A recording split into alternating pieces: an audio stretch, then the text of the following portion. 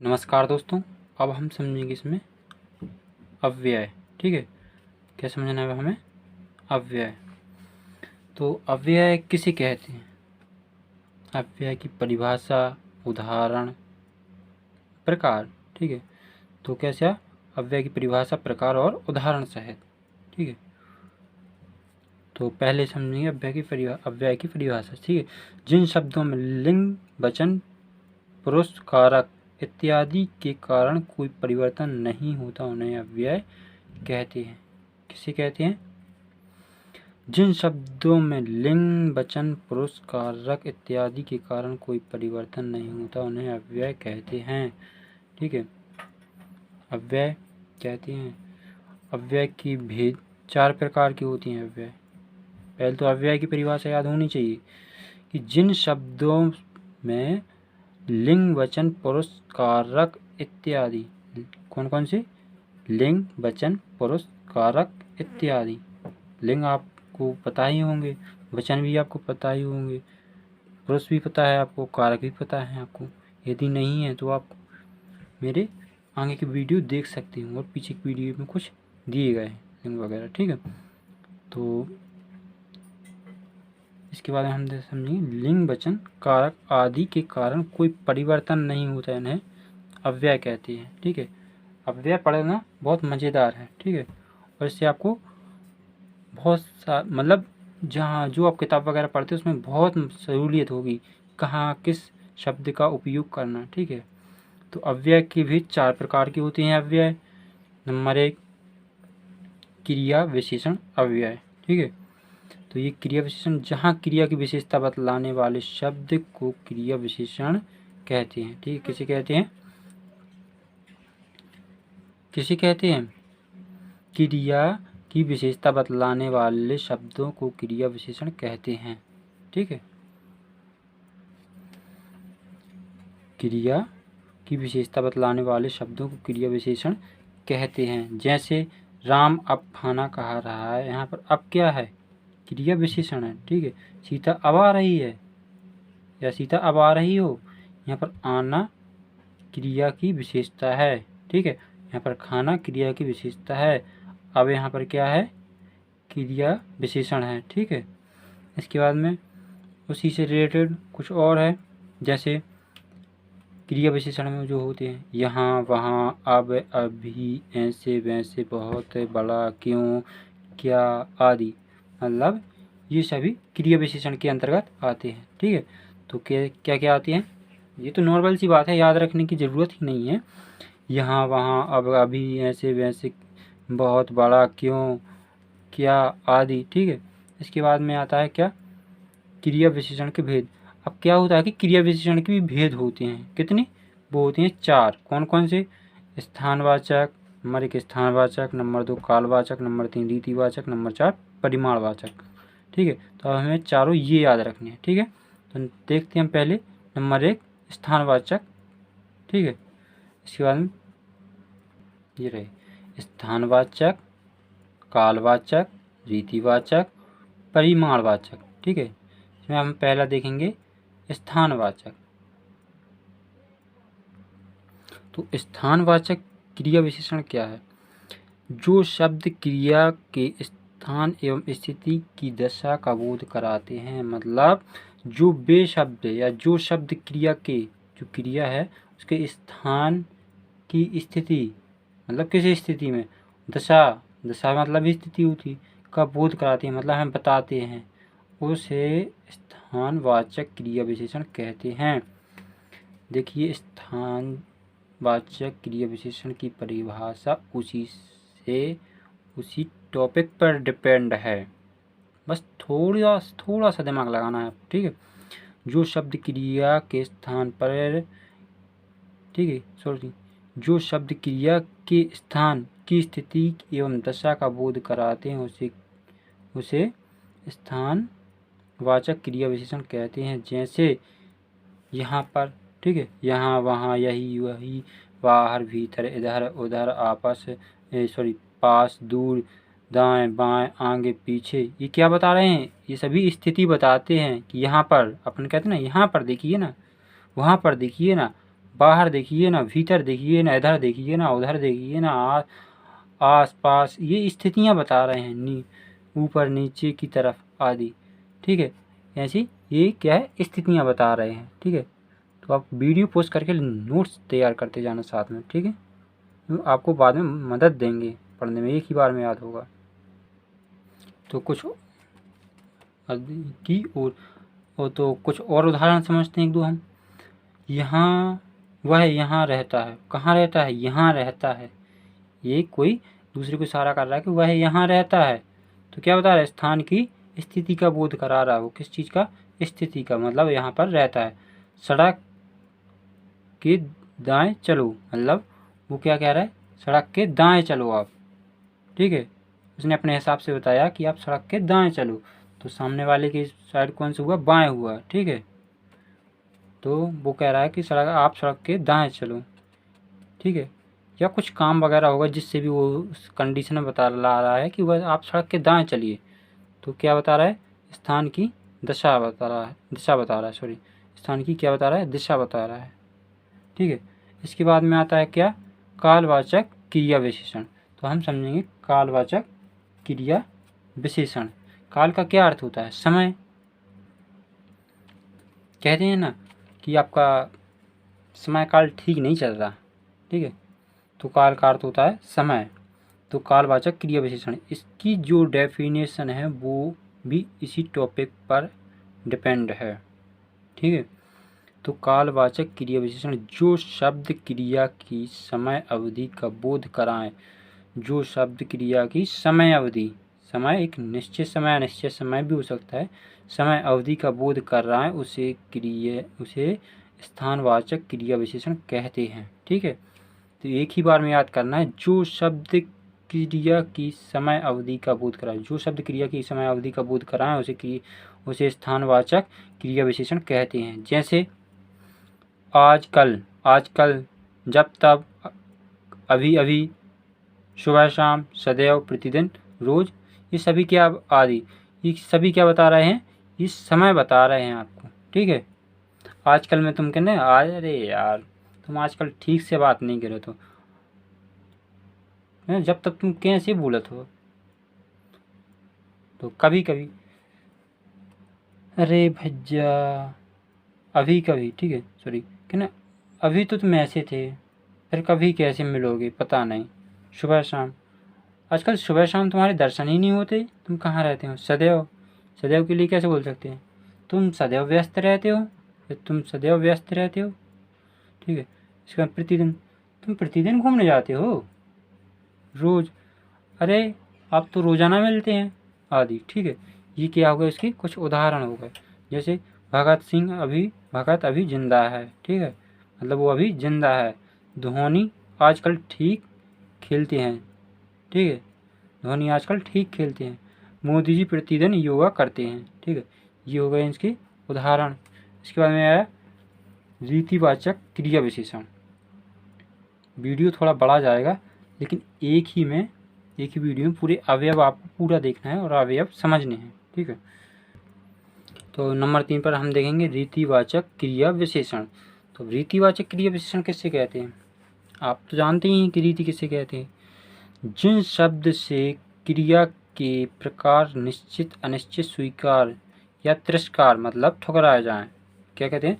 जिस शब्द से क्रिया के प्रकार निश्चित, अनिश्चित, स्वीकार, तिरस्कार या निषेध आदि का बोध होता है, उसे रीतिवाचक क्रिया विशेषण कहते हैं। जिस शब्द से क्रिया के, साथ में दोहराना, जिस शब्द से क्रिया के प्रकार निश्चय, अनिश्चय, स्वीकार, तिरस्कार आदि का बोध होता है, उसे रीतिवाचक क्रिया विशेषण कहते हैं। जैसे उदाहरण में ऐसे, वैसे, कैसे, जैसे, शायद, अवश्य, ना, नहीं, मत, तो, भी, ही, क्योंकि, चूंकि, अतः, इसलिए, धीरे धीरे, तेजी से, जोर जोर, ठीक है, जोर जोर से, ध्यानपूर्वक आदि। ये होगा क्या? जैसे में, मतलब इन शब्दों को यूज किया जाता है, इन शब्दों का उपयोग किया जाता है रीतिवाचक क्रिया विशेषण में। ठीक है, तो इसके कुछ हम उदाहरण और समझते हैं आगे। ठीक है, तो चलो हम उदाहरण देखते हैं।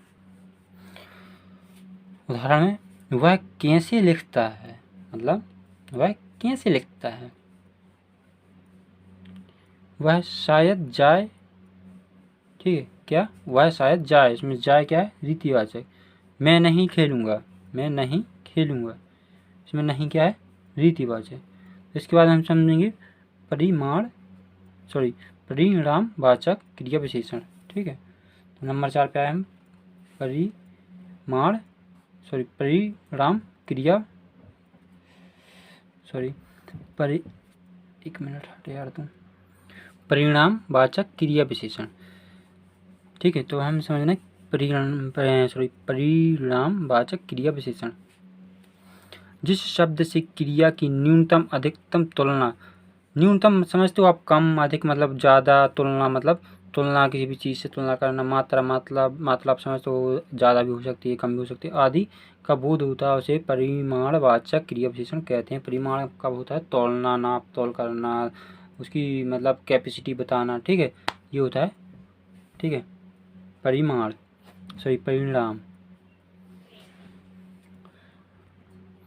यहाँ पर परिमाण है, यहाँ पर परिमाण है, परिमाण,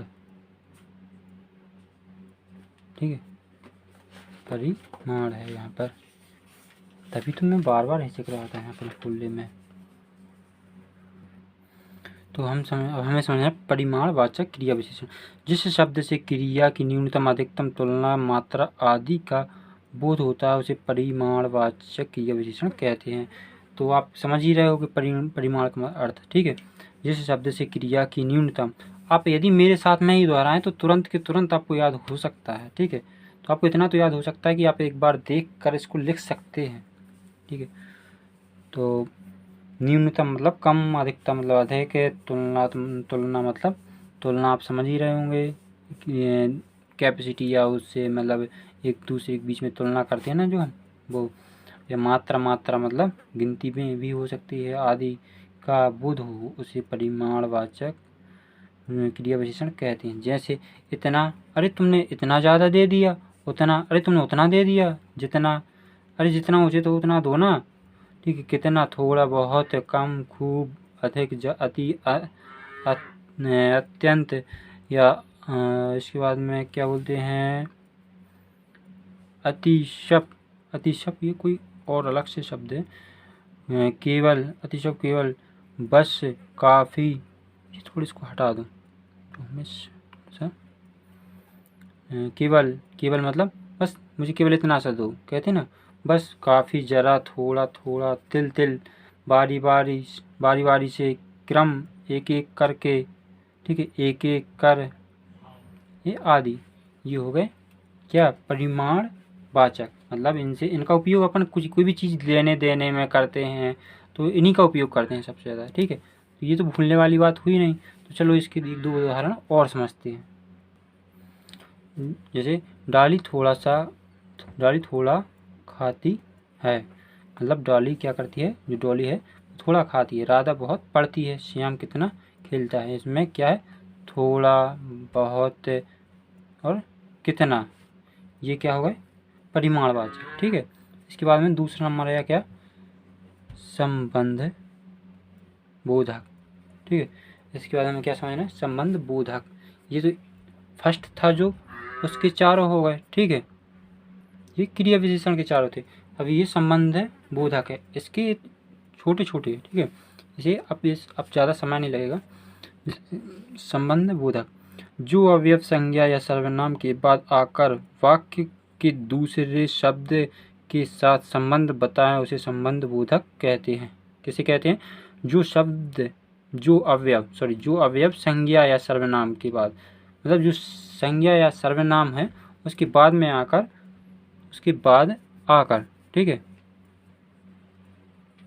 क्या है, उसके बाद आकर, जो अवयव संज्ञा या सर्वनाम के बाद आकर वाक्य के दूसरे शब्द के साथ संबंध बताएं, उसे संबंध बोधक कहते हैं। जैसे निकट, दूर, आगे, पीछे, अंदर, बाहर, और तरफ, पार, द्वार, के सिवाय, अलावा, अतिरिक्त, संग, साथ, विरुद्ध, खिलाफ, बिना या भर आदि। ठीक है, ये क्या हो गए?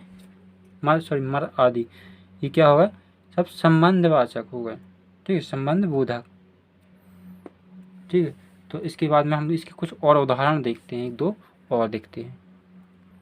संबंध बोधक में राम के आगे मैं खड़ा हूँ, मतलब इसमें संज्ञा में के बाद, मतलब राम के आगे, राम मेरे पीछे खड़ा है, राम के आगे मैं खड़ा हूँ। ठीक है, ये हो गया।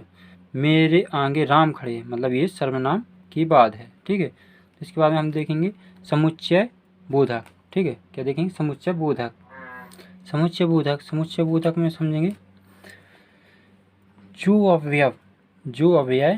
जो अव्यय दो शब्दों या दो वाक्यों को जोड़कर बनता है, उसे समुच्चय बोधक कहते हैं। ठीक है, जो अवयव दो शब्दों या दो वाक्यों को जोड़कर बनता है, उसे समुच्चय बोधक कहते हैं। जैसे और, वात, वा एवं, अथवा, तथा, पा, किंतु, तथा, या, किंतु, परंतु, की, क्योंकि, जो कि, ताकि, हालांकि, चूंकि, लेकिन, अतः, इसलिए आदि। ठीक है, तो ये हो गए समुच्चयवाचक, मतलब समुच्चय बोधक में इनका उपयोग होता है ज़्यादातर। ठीक है, यदि आप इन शब्दों का कहीं उपयोग पढ़ रहे हैं तो मतलब ये समुच्चय बोधक है। ठीक है, अतः, इसलिए, आदि। तो जैसे हम एक दो उदाहरण और देखते हैं। राम और लक्ष्मण भाई है, तो यहाँ पर अपने समुच्चय बोधक कौन है? और है। श्याम आया और उसने सुदामा को समझाया, यहाँ पर कौन है? और है, मतलब श्याम आया और उसने सुदामा को समझाया। ठीक है, ये हो गए, ये दो शब्दों में हो गया। राम और लक्ष्मण क्या है? दो शब्द है। श्याम आया मतलब एक वाक्य हो गया, और उसने सुदामा को समझाया, मतलब उसने सुदामा को समझाया, ये दूसरा वाक्य होगा, मतलब दो वाक्यों को जोड़कर बनाया। इसके बाद में है विस्मय आदि बोधक। ठीक है, अब हम समझेंगे विस्मय आदि बोधक। अब हमें समझना है विस्मय आदि बोधक। ठीक है, जिन अवयव शब्दों से हर्ष, शोक, क्रोध, भय, आश्चर्य, घृणा आदि हो। विस्मय का मतलब, विस्मय का क्या होता है? आश्चर्य। जिन शब्दों से हर्ष, शोक, क्रोध, भय, आश्चर्य, घृणा आदि तीव्र मनोभाव व्यक्त होते हैं, उन्हें विस्मय आदि बोधक कहते हैं। ये कोई याद करने की चीज़ थोड़ी है, मैं ये बताओ कितनी सरल है। विस्मय आदि बोधक कितनी सरल है। जिन शब्दों से हर्ष, शोक, क्रोध, भय, आश्चर्य, घृणा आदि तीव्र, ठीक है, तीव्र मनोभाव व्यक्त होते हैं, उन्हें विस्मय आदि बोधक कहते हैं। ठीक है, जैसे आह, वाह, काश, शाबाश, ए, बाप रे, राम राम, छी छी, कहते हैं ना, आदि। ये उदाहरण के तौर पे वाह वाह, अच्छा किए, मतलब वाह वाह, अच्छा किए। बाप रे, कितना भयानक है, मतलब ये आश्चर्यजनक है। वाह वाह, अच्छा किए, मतलब ये हर्ष लायक है। इसके बाद में एक उदाहरण और देखते हैं हम लास्ट। आह, मर गए वो, ये क्या हुआ? शोक। ठीक है, ये विस्मय मतलब शोक हो। ठीक है, तो ये हुआ अपना क्या? अव्यय समाप्त हुए।